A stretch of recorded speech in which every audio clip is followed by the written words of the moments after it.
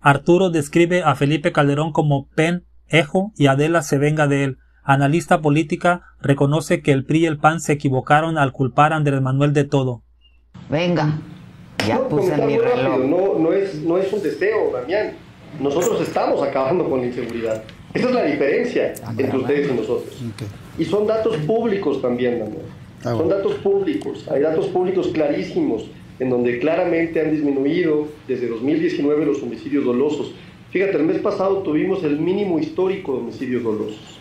Son datos públicos del gobierno de la doctora Claudia Sheinbaum en términos de detenciones, en términos de aseguramiento de laboratorios de metanfetaminas, ojo, para que luego no digan que no reconocíamos que había laboratorios de fentanilo.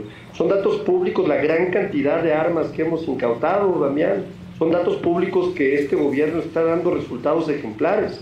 Son datos públicos que las acciones las estamos tomando. Desde el legislativo modificamos la Constitución. Son datos públicos que la Guardia Nacional efectivamente ahora está adscrita al ejército, pero eso no significa militarizar.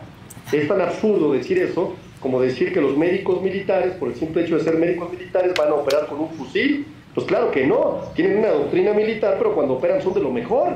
Esa es la lógica, por favor. No tratemos de meter una narrativa que no hace ningún sentido.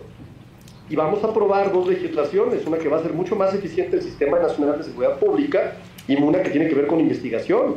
La Policía de Investigación, que por supuesto destrozó, deshizo, desapareció Enrique Peña Nieto, cuando trató de hacer su Comisión Nacional de Seguridad, cuando trajo fiscales y amigos de todos lados, y no logró más que desaparecer una policía de investigación que apenas se estaba creando. Hoy el gobierno de la transformación crea una policía de investigación.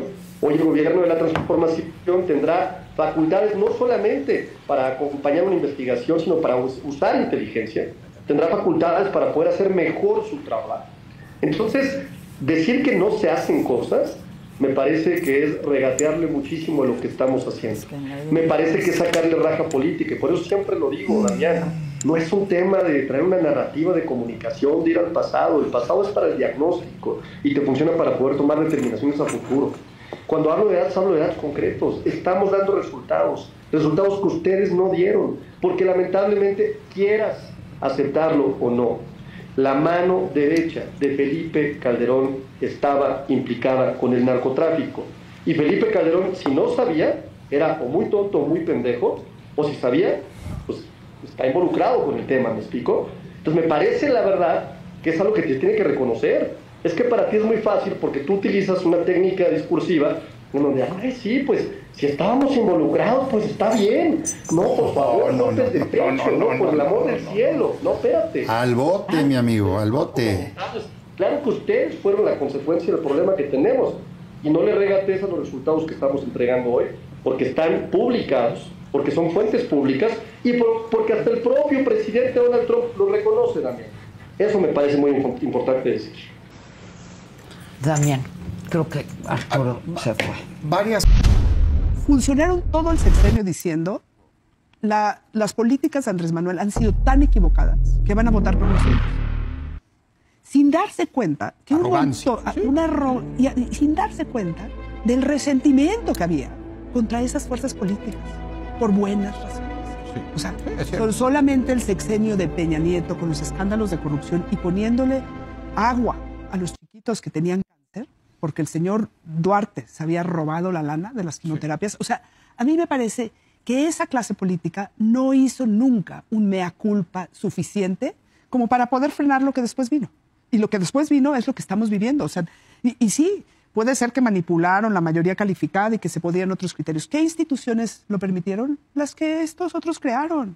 El Tribunal Electoral a modo, el voto de Pérez Dayán. O sea, si fueran esas instituciones realmente sólidas y democráticas, no estaríamos donde estamos. Entonces, hubo un fracaso que todos prefirieron echarle la culpa a Andrés Manuel de todos sus errores y dejar de ver cómo iban a competir electoralmente de forma competitiva en las siguientes elecciones. ¿Y qué pasó? Ya no hay oposición. Ese es el dato.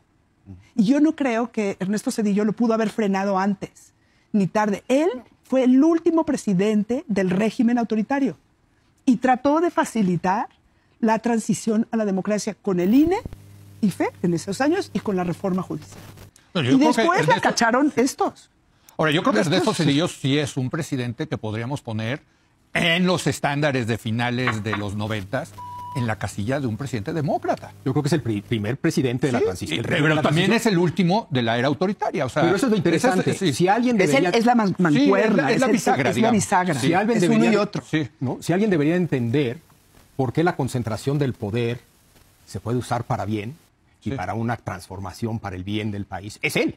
Que él cree que él fue lo que hizo, ¿no? Lo que hizo lo pudo hacer porque en efecto tenía todo muy controladito. Pues no. O sea, la reforma electoral no la hizo porque tenía todo controlado. La hizo porque tuvo la capacidad de permitir un diálogo en el Congreso, escuchó a las oposiciones, escuchó sus argumentos, y la reforma electoral de Ernesto Zedillo no fue dictada por el presidente de la República. Fue el reconocimiento del pluralismo que ya existía. Sí, qué lástima que duró muy poquito la intervención de Arturo, se cortó, porque yo creo que estaba ocupado en el Congreso y ya toda la hora se la pasaron hablando Damián y Rosario, pero no le gustó a Adela que le haya dicho Pen-Ejo, porque en la editorial que sale aquí le dice Rosario, no sé qué dice ahí, Rosario pone en su lugar a Arturo. Imagínate, una mujer que estuvo en la cárcel, una mujer que el 99% de la población tiene una opinión negativa de ella, y la tiene poniéndola como titular ahí, diciendo que puso en su lugar a Arturo. Hazme el favor. ¿Qué pasó? Que no le gustó a Adela que describieran a Felipe Calderón. Ella está para que revienten a Morena, no para que revienten al PRI y al PAN. Ahora sí que lo invitan nada más para quedar bien con alguna parte del sector de su base, pero su base es PRI-PAN, ¿no? Y aquí la analista rompe el molde, ¿no? Y reconoce que el PRI y el PAN son dos partidos muy desprestigiados, y su estrategia fue hacer la pausa legislativa, no le salió, ir en contra de todo contra Morena, no le salió. Pues, ¿por qué? Porque el 24 los arrasó la realidad y siguen sin entender. ¿Y por qué dejé el audio con estos últimos 3 personajes? Porque le están lavando la cara a Zedillo. O sea, 3 impresentables, siguen sin entender, están como Ciro. No agarran la onda como la señora. A lo mejor la señora, una analista, abogada, creo que es abogada, analista política, pues no le va a la 4T, pero reconoce la realidad. Pero estos siguen en una burbuja, igual que Ciro Gómez, igual que Adela y esta Azucena y López San Martín, pues creyendo que Zedillo fue un gran demócrata, ¿no?